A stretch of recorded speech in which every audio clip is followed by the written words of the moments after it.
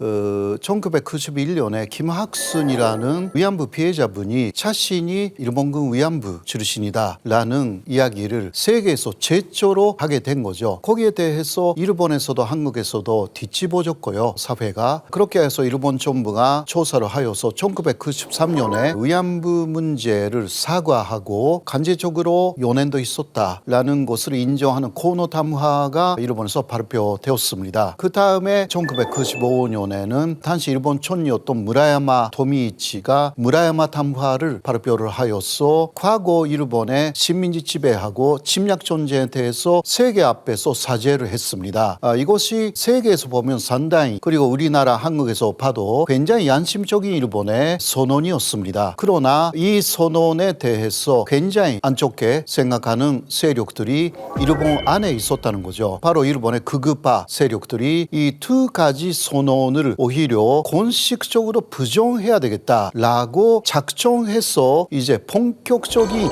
역사 부정으로 나오기 시작해가지고 현재까지 그게 이어지고 있다라고 할 수가 있습니다.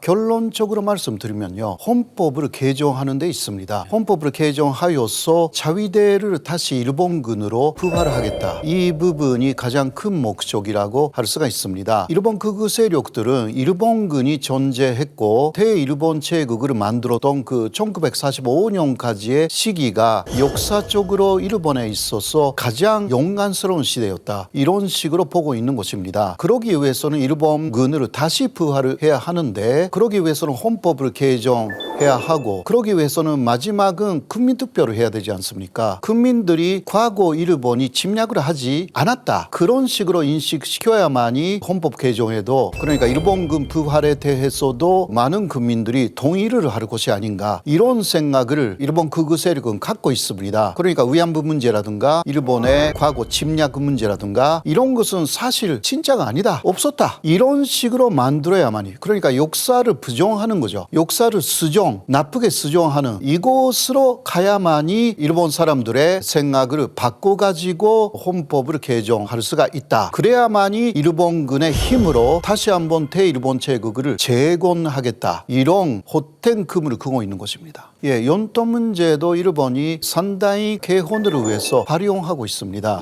특히 독도에 대해서는 그 일본의 주장은 독도는 한국이 일본을 침략한 연도다, 이렇게 주장하고 있는 거죠. 그러니까 일본이 한국을 침략한 사실을 말하지 않고 오히려 한국이 일본의 연도 독도를 현재 침략해 있다, 이렇게 하여서 그러니까 군대가 필요하지 않겠냐, 이렇게 국민들을 더 설득하는 그러한 도구로 사용하고 있다.